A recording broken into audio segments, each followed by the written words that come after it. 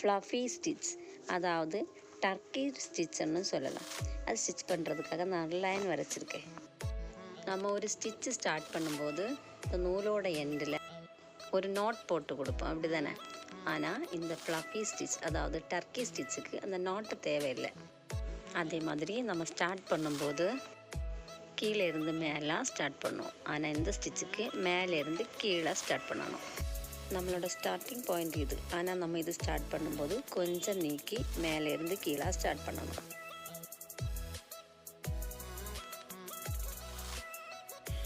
அப்புறம் இது ஃபுல்லும் அப்படியே இழுத்தெடுக்கக்கூடாது, கொஞ்சம் அப்படியே விட்டுருக்கணும். அப்புறமா நம்மளோட ஸ்டார்டிங் பாயிண்ட் வழியாக அப்படியே மேலே வரணும்.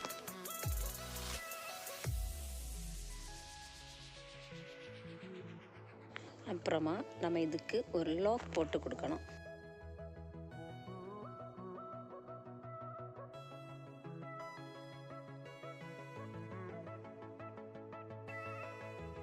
லாக் போட்டு கொடுத்தாச்சு. இனி இந்த ஸ்டிச்சோட சென்டர் வழியாக மேலே வரணும்.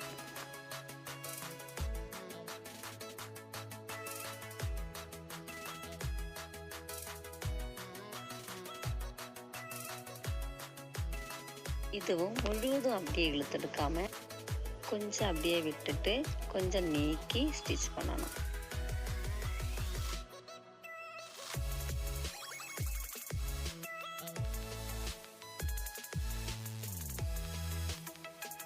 இனி நம்ம முதல்ல ஒரு லாக் போட்டோம்ல, அதோட எண்ட் வழியாக அப்படியே ஸ்டிச் பண்ணி மேலே எடுக்கணும்.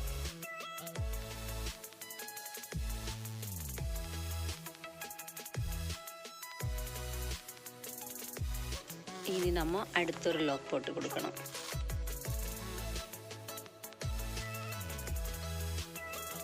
இனி இந்த லாக் போட்ட அந்த ஸ்டிச்சோட சென்டர் வழியாக மேலே வரணும்.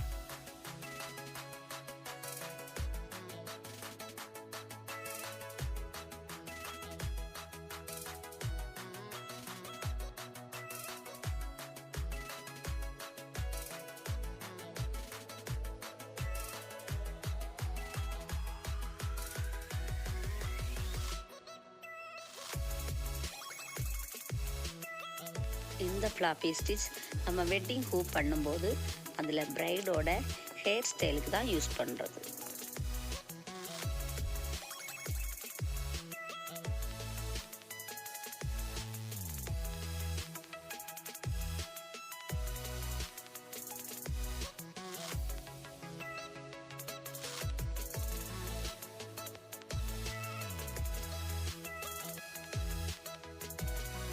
இது நான் வந்ததில் ஸ்டாப் பண்ணுறேன்.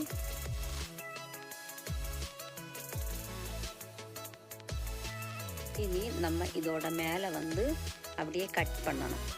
அது முழுவதும் அப்படியே கட் பண்ணதுக்கப்புறம் ஒரு கோம்ப் எடுத்துட்டு நம்ம அப்படியே கோம்ப் பண்ணி விட்டுறணும்.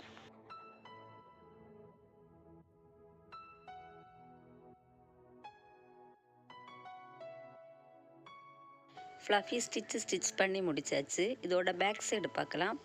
இது வந்து பேக் ஸ்டிச் பண்ணும்போது ஃப்ரண்டில் எப்படி கிடைக்குமோ அதே மாதிரி தான் இதோட பேக் சைடு நமக்கு கிடைக்குது. Okay, thank you.